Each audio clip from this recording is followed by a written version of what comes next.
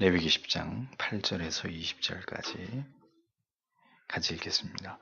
여호와께서 아론에게 일러 가라사대 너나 내 자손들이 회막에 들어갈 때에는 포도주나 독주를 마시지 말아서 너희 사망을 면하라. 이는 너희 대대로 영원한 규례라.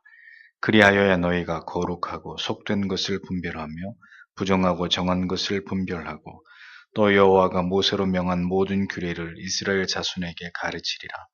모세가 아론과 그 남은 아들 엘르아살에게와 이다말에게 이르되 여호와께 드린 화제 중 소재의 남은 것은 지극히 거룩하니 너희는 그것을 취하여 누룩을 넣지 말고 단 곁에서 먹되 이는 여호와의 화제 중 내 음식과 내 아들의 음식인즉 너희는 그것을 거룩한 곳에서 먹으라.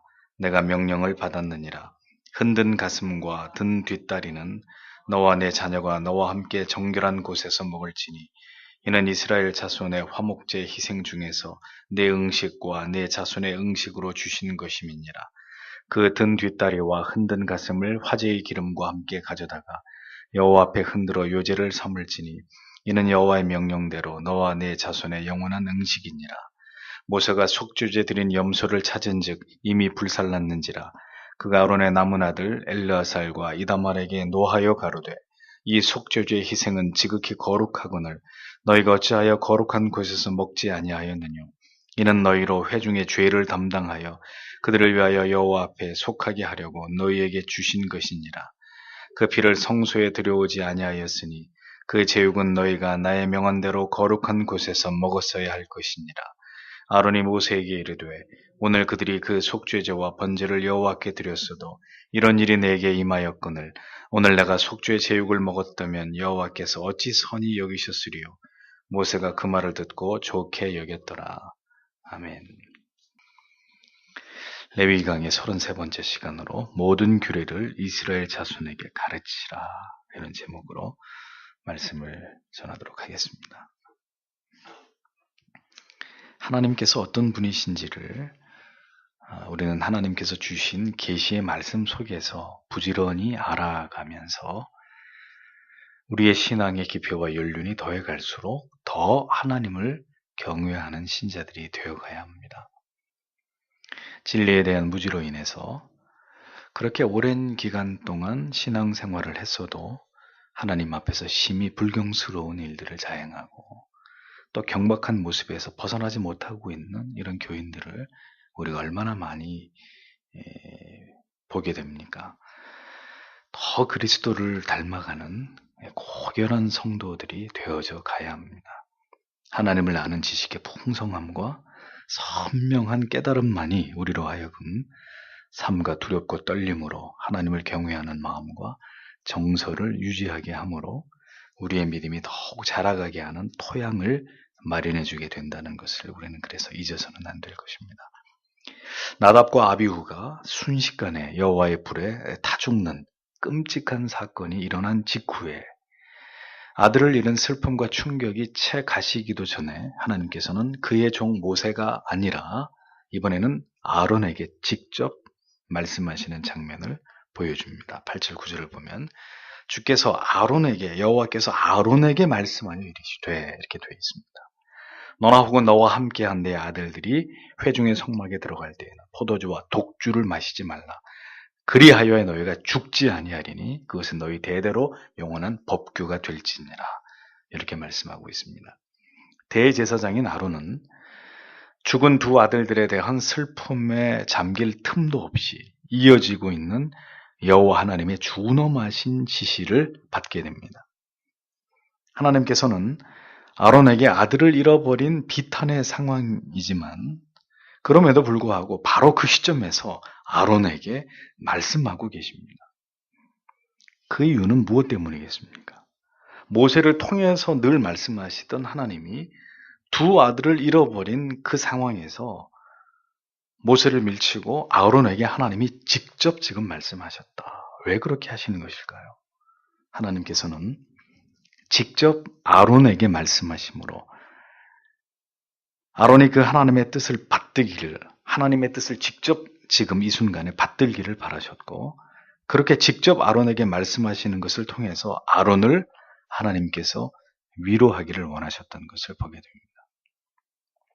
아들을 잃어버린 슬픔의 순간이지만 아론은 이제 처음으로 하나님께서 자신에게 직접 말씀하시는 순간을 맞이하게 됐습니다. 그를 그렇게 이제는 이스라엘 백성과 하나님 사이에 중재자로 대우하시고 인정하시겠다는 하나님의 뜻을 하나님은 그렇게 아론에게 표현하신 것입니다. 잠시 전에 아들들을 심판하신 하나님이셨지만 아론은 하나님께서 직접 자신에게 말씀하시는 이 일로 인해서 이제 자신과 남은 아들들이 걸어가야 할 사명의 길이 진정으로 살아계신 하나님을 섬기는 막중하고 두려운 일이라는 것을 다시금 절실히 깨닫게 되는 계기가 되었을 것이라는 것. 때로는 우리가 당한 상황이나 형편에 상관없이 하나님을 섬겨야 할 순간이 우리에게도 찾아올 수 있다는 것을 기억하십시오. 아무리 우리의 마음이 힘들고 지금 마음이 무너지고 아무리 어려운 상황이라 할지라도 슬프고 낙심되는 일이 있다 하더라도 결코 하나님을 섬기는 일은 아론이 그 대제사장의 자리에서 하나님의 말씀을 그 순간 바로 그 시점에서 받아야 했던 것처럼 어떤 상황에서도 우리가 하나님을 섬겨야 되는 이 일은 성도가 하나님 앞에서 반드시 지켜내야 될 이 일을 행함에 있어서는 어떤 것도 방해됨이 없게 해야 될 중요한 일이라는 것을 우리는 잊지 말아야 합니다. 하나님을 모른다면 모를까. 성도는 어떤 가운데서도 자신이 하나님 앞에 있다는 사실을 망각하지 않고 그 믿음의 자리를 굳게 지키는 자들이 되어야 되는 것입니다. 그것이 바로 진정한 믿음이라는 것을 우리는 기억해야 합니다. 어떤 순간에도 하나님의 하나님 되심을 우리가 지키면서 하나님 경외함의 도를 잃어버리지 않는 것을 하나님이 원하고 계시는 것이죠. 아들을 잃어버린 슬픔 속에서 대제사장인 아론이 저 뒤로 물러가서 어디 구석에 처박혀가지고 눈물을 닦으면서 아들을 잃은 슬픔 속에 잠겨 있으므로 대제사장의 공적인 거룩한 사명을 유기하는 것을 하나님은 허락하지 않으시는 겁니다. 그래서 그 순간에 직접 아론에게 그런 틈을 주시지 않고 하나님께서 그에게 말씀하셨다는 거죠. 가장 슬픈 순간에 하나님은 가장 중요한 교훈을 아론에게 내리셨습니다. 그것은 아론과 그의 아들들이 결코 성막에 들어갈 때 포도주나 독주를 마셔서는 안 된다는 것이었습니다. 이 명령을 반드시 지켜야만 죽임을 당하지 않을 것이라고 말씀하셨습니다. 나답과 아비후의 죽음 직후에 하나님께서 이 명령을 내리신 것은 두 아들들의 죽음과 분명히 연관이 있을 것이라고 많은 주석가들은 그렇게 추측을 한다고 지난주에 말씀을 드렸습니다. 하나님께서는 이러한 명령을 아론과 그의 남은 아들에게 주시는 이 구체적인 이유를 이제 이어서 또 말씀하십니다. 10절, 11절 보면 그리하여야 너희가 거룩한 것과 거룩하지 아니한 것, 부정한 것과 정결한 것 사이에 구별을 두고 이로써 주가 모세의 손으로 이스라엘 자손에게 말한 모든 법규를 그들에게 가르칠 수 있으리라. 이렇게 말씀하셨습니다. 보십시오. 성막에 들어갈 때 포도주와 독주를 금해야 될 이유를 무엇이라고 말씀하십니까? 올바른 영적인 분별력으로 올바르게 하나님의 계시를 하나님의 백성들에게 가르치고 전달하기 위해서 술을 금하라고 말씀하셨다는 겁니다. 구별된 제사장은 언제나 총명한 정신과 정갈한 마음을 유지하고 있어야 언제나 거룩한 삶으로 죄를 멀리하면서 하나님 앞에서 지극히 올바른 것을 분별할 수가 있겠죠. 그렇게 해야 되는 이유는 바로 거룩하신 하나님께 제사를 드리면서 이스라엘 백성들의 죄를 다루고 그것을 속죄하고 그것을 통해 하나님을 경배해야 되는 막중한 책임이 제사장 어깨에 지워져 있었기 때문입니다. 제사장이 거룩한 것과 속된 것을 분별하지 못하고 부정한 것과 정한 것을 구별하지 못하고 그러고서야 어찌 하나님을 올바로 경외하고 제사의 막중한 사명을 다할 수 있겠습니까? 오늘도 신방하고 오면서 집사님과 그런 말씀을 나누는데, 교회가 어떠한 것을 할 수 있느냐 없느냐, 자, 이런 중대 문제에 있어서 목회자가 하나님이 주시는 말씀을 통한 바른 깨달음으로 가, 부를 정확히 결론 내리지 못하면 어떻게 되겠습니까? 교회 전체가 어떤 일을 결정해서 그것을 그냥 그렇게 행한다라고 했을 때 모두가 같이 그 죄를 저지르게 되는 엄청난 문제가 생기겠죠. 언제나 맑은 정신으로 깨어있지 않고서야 어찌 하나님께서 모세를 통해서 전달하시는 계시를 하나님의 백성들에게 정확하게 전달하고 올바르게 가르칠 수 있겠습니까? 제사장은 분별하는 자입니다.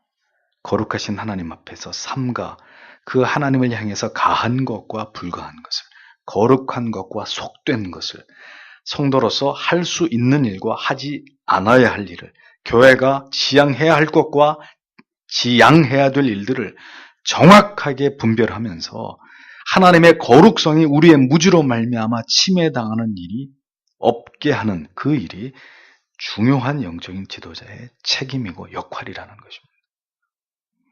그런데 이것을 분별하지 못해서 우유부단하게 어떤 일들을 하나님이 기뻐하지 않는 방향으로 만약에 영적인 지도자가 그것을 이끌어간다.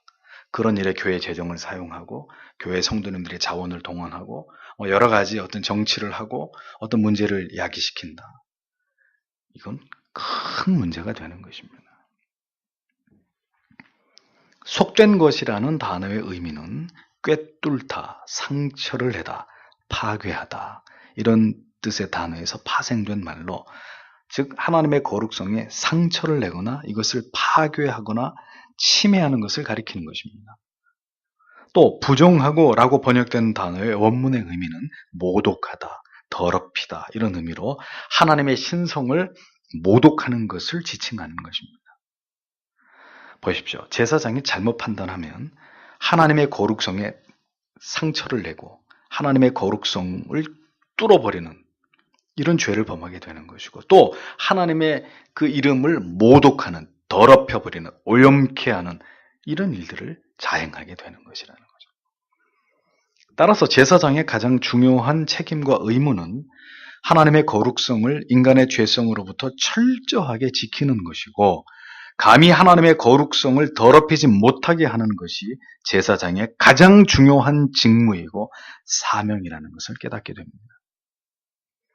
어리석고 무지한 백성들로부터 철저하게 거룩하신 하나님의 성품을 지켜내고 그 이름의 영광이 더럽혀지지 않도록 막는 것이 제사장의 책임이었다는 겁니다. 또한 하나님께서 모세를 통해서 명령하신 모든 규례들을 빠짐없이 이스라엘 백성들에게 잘 가르치고 전달하는 것이 또 다른 제사장의 중요한 사명이었다는 것입니다.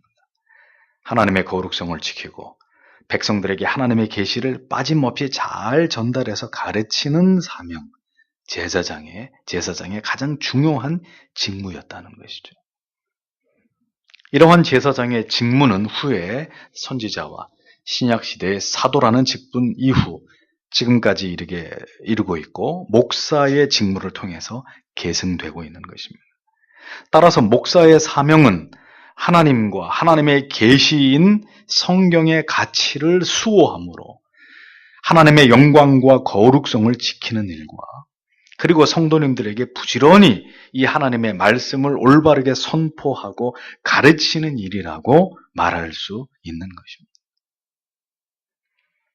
이러한 제사장의 직무를, 성직자의 직무를 올바르게 수행하며 이 사명을 온전하게 하나님과 교회 앞에서 잘 감당하기 위해서 목사는 술에 취하지 않으면 말할 나위도 없는 것이고, 무엇인가 이 거룩한 성무 이외의 것에 마음을 빼앗기거나 혹은 어떤 것에 중독이 되거나 어떤 것에 집착을 함으로 인해서 그 마음이 온전히 성무에 집중하지 못하는 상태에 이르게 된다면 이것은 하나님이 보실 때 목숨을 잃을 수 있을 만큼이나 중대한 죄가 되는 것이고 불경스러움이 된다는 것을 기억해야 한다는 것입니다.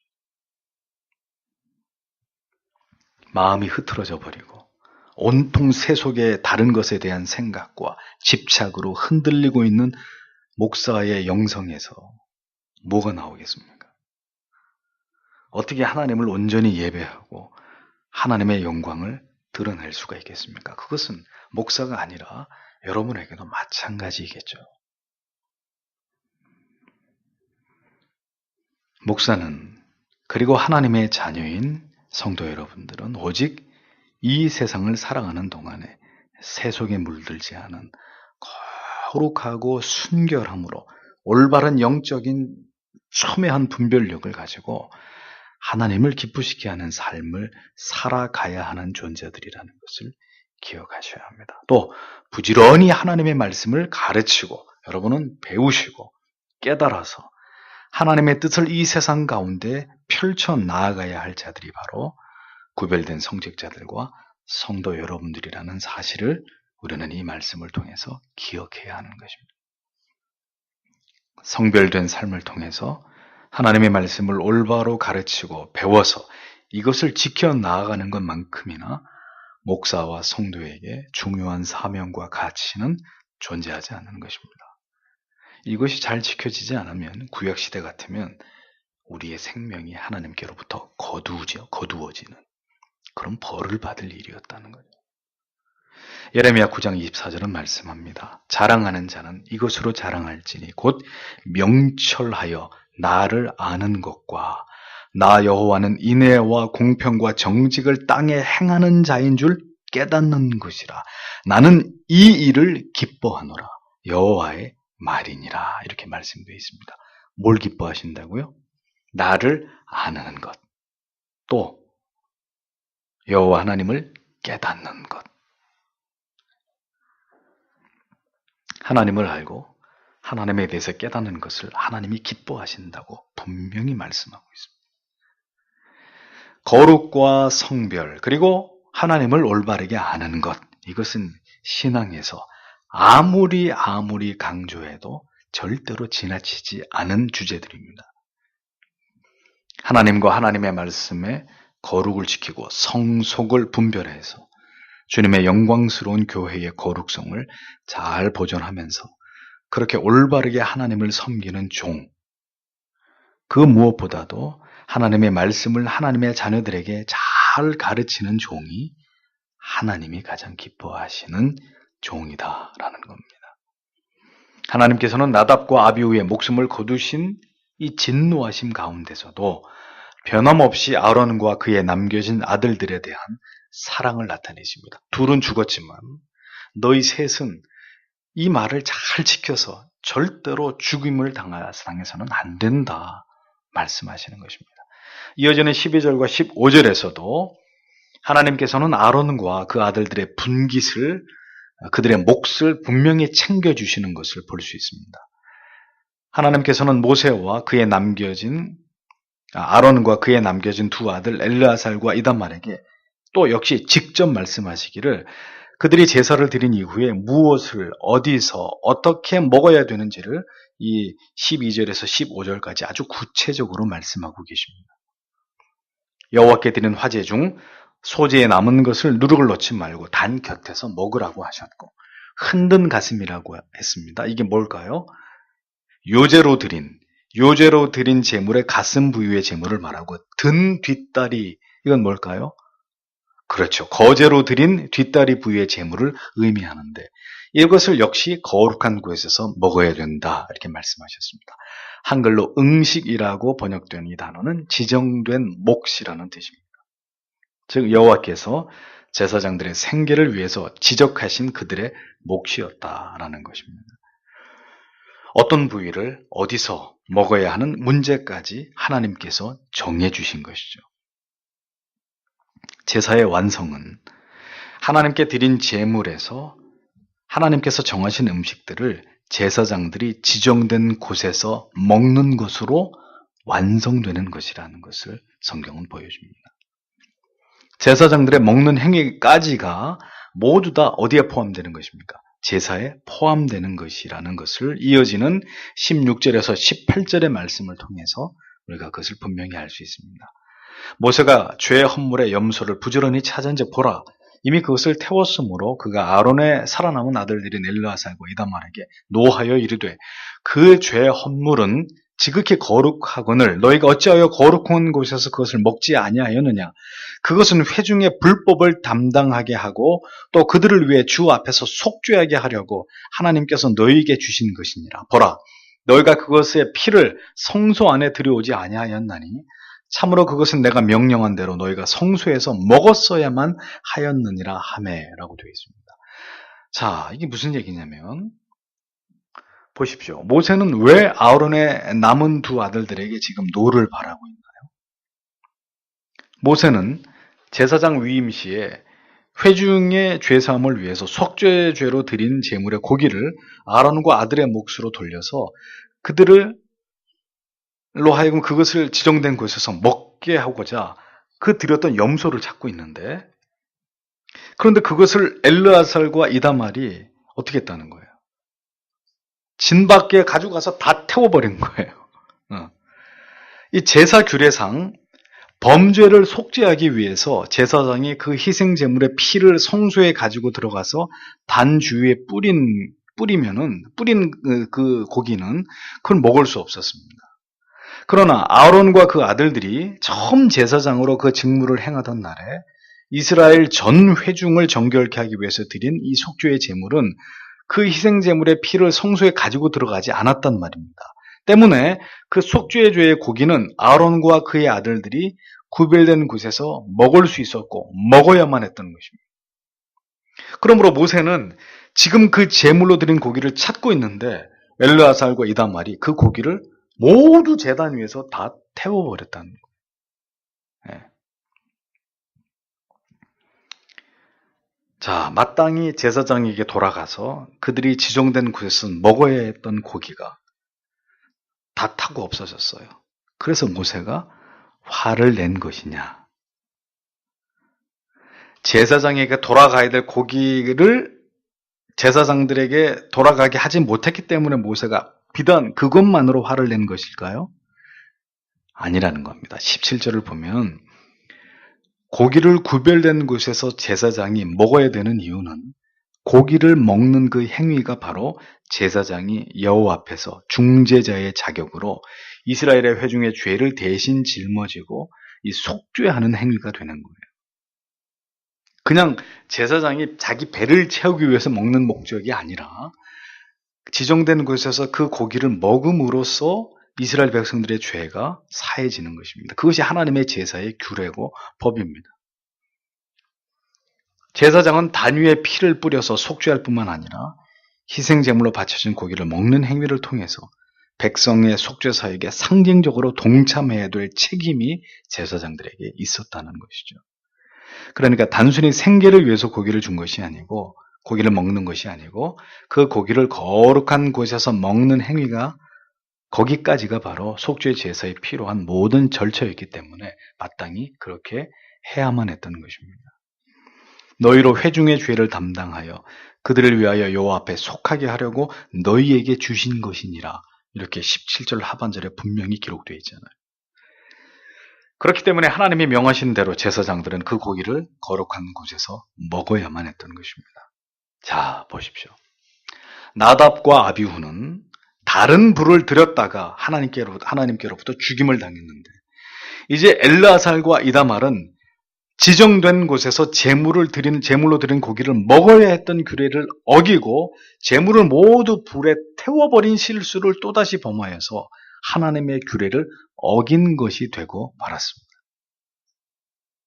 순간 다시 엄청난 두려움이 그들을 엄습하고 있었을 터인데, 여기서 아론이 모세에게 이렇게 얘기합니다. 19절에 아론이 모세에게 이르되 보라, 이 날에 그들이 자기들이 죄 헌물고 번제 헌물을 주 앞에 드렸어도 그런 일들이 내게 임하였거늘 오늘 내가 죄 헌물을 먹었더라면 주께서 보시고 그것을 받으셨으리요 하매, 이렇게 기록되어 있습니다. 자, 이 말의 의미는 죽은 아론의 두 아들들이 자신과 더불어서 하나님께 속죄제와 번제제를 드렸어도 다른 불을 취했다는 이유 때문에 하나님께 죽임을 당한 일이 일어났는데,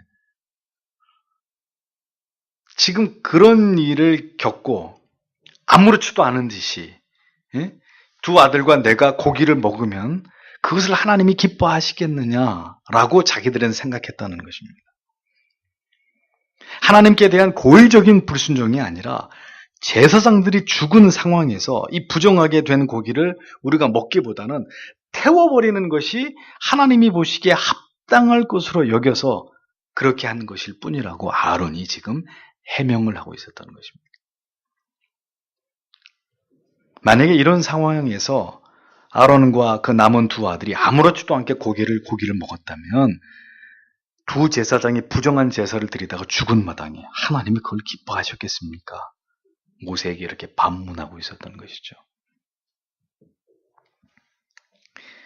거룩한 곳에서 먹어야 될 고기를 아론과 그의 남은 두 아들들이 먹지 않은 것은 자기들을 위해서 그렇게 한 것이 아니라 하나님을 경외하고 그렇게 행한 하나님을 경외하려고 하는 그 중심으로 그렇게 행한 것이기 때문에 그 중심을 이해한 모세는 이제 20절의 말씀처럼 그 말을 듣고 어떻게 했다고요? 만족했다. 화를 없애고 그 아론의 그 말을 모세가 만족하게 여겼다. 이렇게 적고 있는 것을 볼 수 있습니다. 보십시오.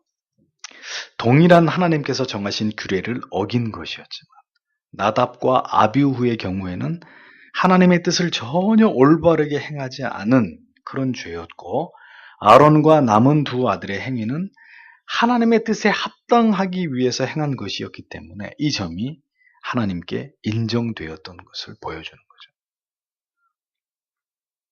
모세는 아론의 변명과 그 아들들의 행위가 하나님을 향한 경외심에서 나온 것임을 알고 그것을 합당하게 여겼던 것입니다. 나답과 아비후는 하나님의 명령을 무시하고 부주의했지만 그들은 하나님을 두려워함으로 오히려 더 하나님께서 원하시는 바를 행하기 위해서 그렇게 행동했을 뿐이었다는 것을 모세가 알았던 것입니다.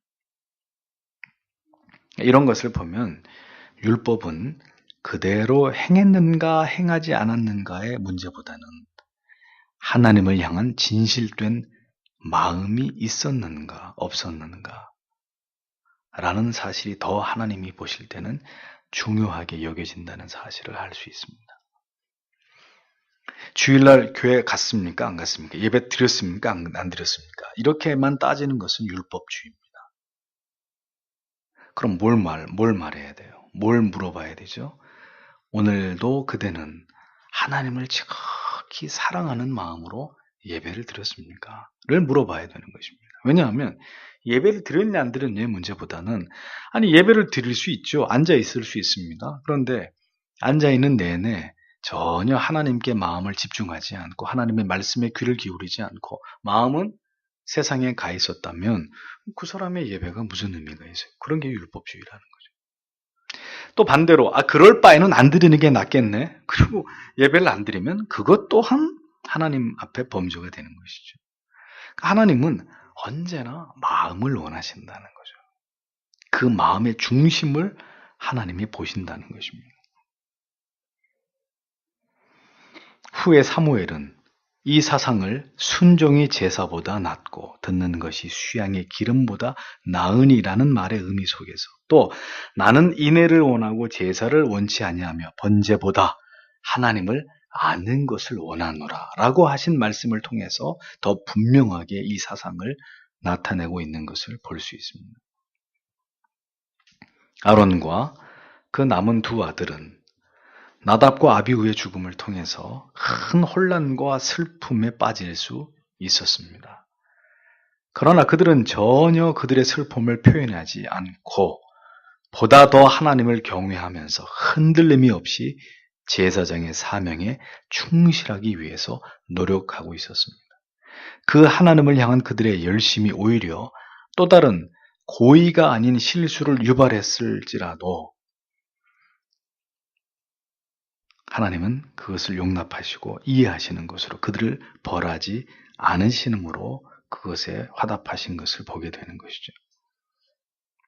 그리고 그들은 그렇게 두렵고 떨리는 마음으로 제사장의 사명을 최대한 성실하게 감당하려고 노력하고 있었던 것을 우리에게 보여주는 것입니다.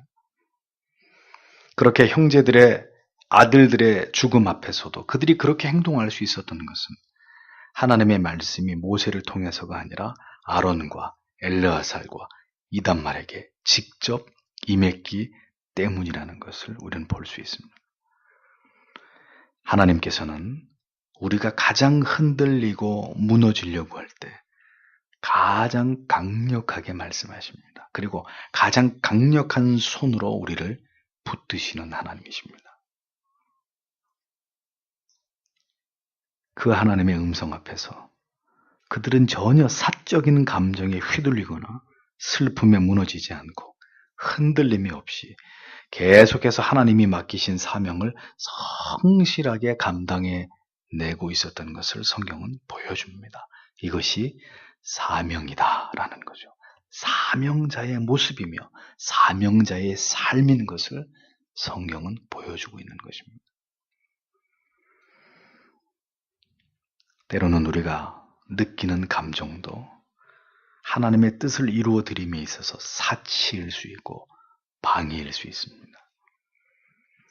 하나님을 경외한다는 것은 어떤 상황 속에서도 하나님께 시선을 떼지 않고 하나님께서 맡기신 일들을 성실하게 이루어 나아가는 것을 의미합니다. 결코 사적인 감정, 사적인 생각에 넘어지거나 주저앉지 않고 끝까지 흔들림이 없이 그 사명을 감당하는 그런 모습, 하나님께서 우리 안에서 바라시는 그러한 모습이라는 것이죠. 그것이 제사장 된 자들의 사명이고 책임이고 본분이었다는 것입니다. 모든 영적인 지도자들이 그 길을 가고자 했을 때 각오해야만 할, 그리고 반드시 지켜내야 될 하나님 앞에서의 엄숙한 책임이 바로 그러한 모습들이라는 것입니다.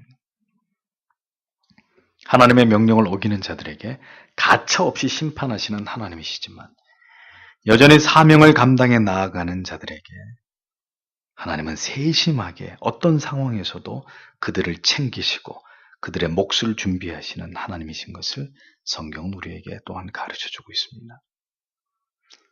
아담과 하와의 낙원으로부터의 추방은, 그리고 원자 아래 모든 인생들의 죽음은 하나님의 공의에 지엄하신 시련이었지만 하나님께서는 그 진노하심 가운데서도 긍휼을 잃지 않으시고 가죽으로 아담과 하와의 옷을 지어 입히시고 낙원으로부터 추방하셨던 하나님이셨습니다.